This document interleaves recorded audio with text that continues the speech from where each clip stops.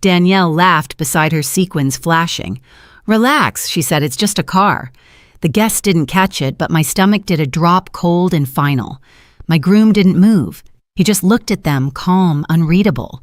And that look changed everything. People say weddings reveal who really loves you. Mine revealed who never did. I grew up in a house where fairness was a story told at dinner, never lived in the kitchen. My mother Grace loved order, the kind that kept her looking perfect and kept me quiet. My father Richard was the man who believed silence fixed things. And Danielle, my little sister, was the delicate one. The world bent for her. I was the hinge that made it move. When we were kids, she got the bigger room because she was afraid of the dark. When she crashed her first car, Mom blamed the rain. I worked double shifts to buy mine, and Mom called it good character building. Danielle was the reason I was the resource. That pattern raised me, someone always taking, someone always explaining. By 29, I had built a life outside their script. I was an interior designer, careful and precise, the kind of woman who paid her own bills and didn't borrow dresses.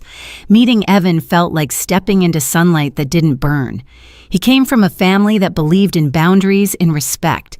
His parents weren't rich, but they were generous in the way that cost nothing, listening, trusting, handing you space.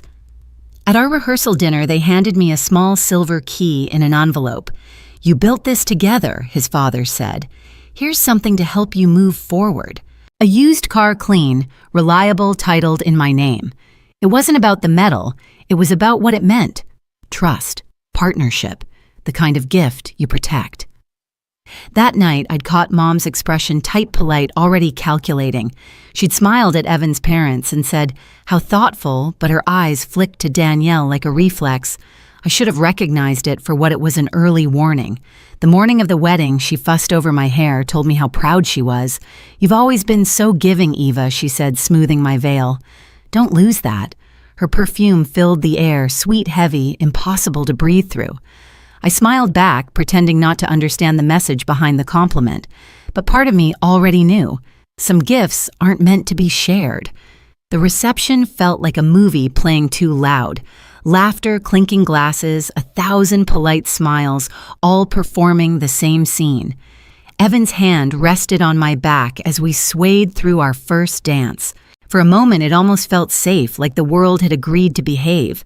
Then I saw my mother cutting through the crowd, her pageant smile already set in place.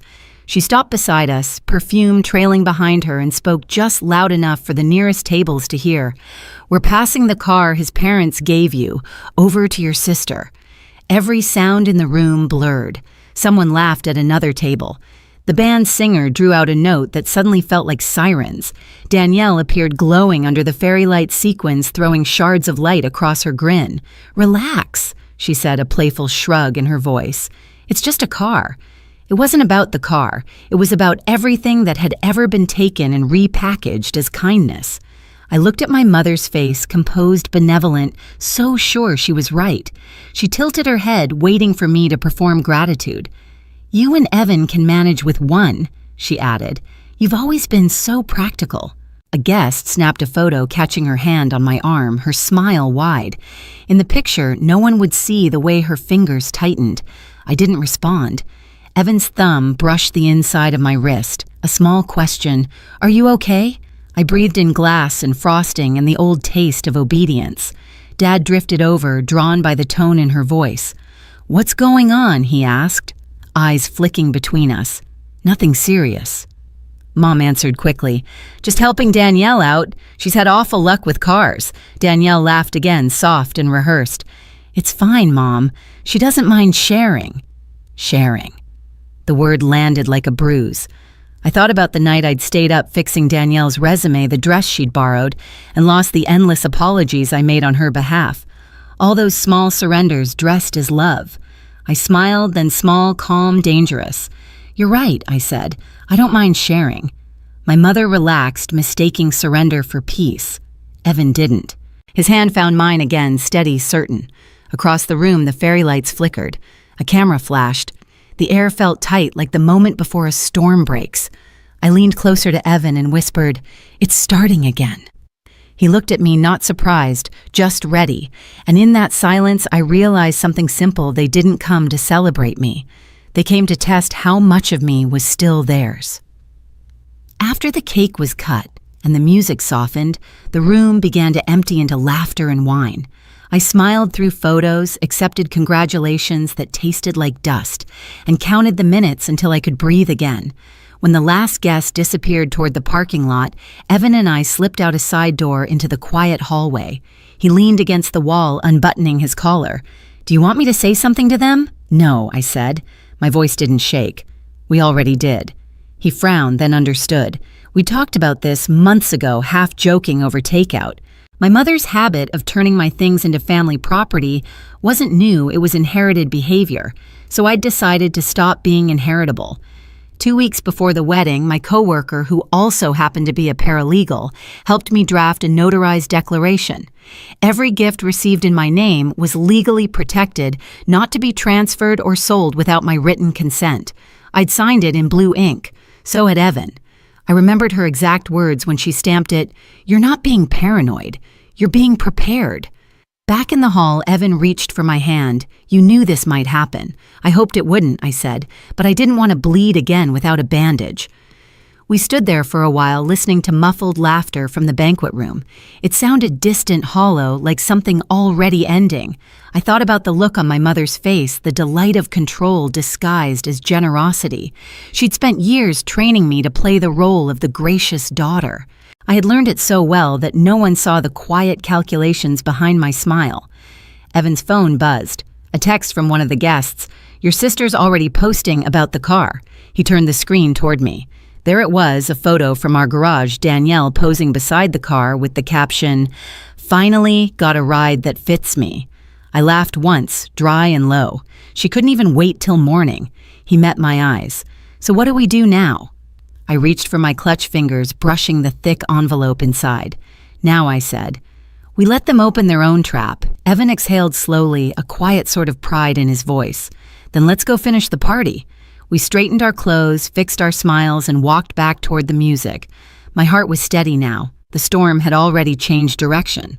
We walked back into the ballroom as the band shifted into another safe romantic tune, something meant to fill silence. The room glowed gold again, but the air had changed. Conversations felt thinner. Eyes darted away and back. My mother was near the cake table, laughing too loudly, a queen restored to her stage. Danielle hovered beside her phone in hand, pretending to scroll. When she saw us, Mom brightened. "There they are," she called, like we'd been gone on a honeymoon already. "Everyone's asking where the bride went." I smiled, handling a few final details. She didn't hear the weight in that sentence. Or maybe she did, and thought she could still outplay me. "Good," she said.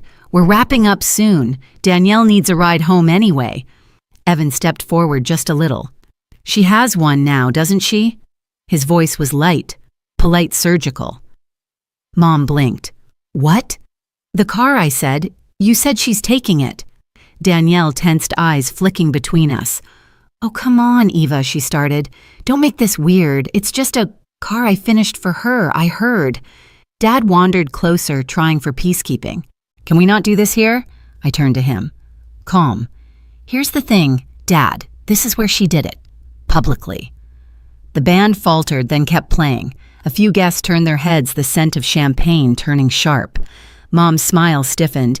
"Eva, sweetheart, you're overreacting." It was a misunderstanding. We meant Evan held out an envelope. "You might want to read this before you finish that sentence." Her hand hesitated before taking it. She glanced at Danielle, then at me, then unfolded the paper.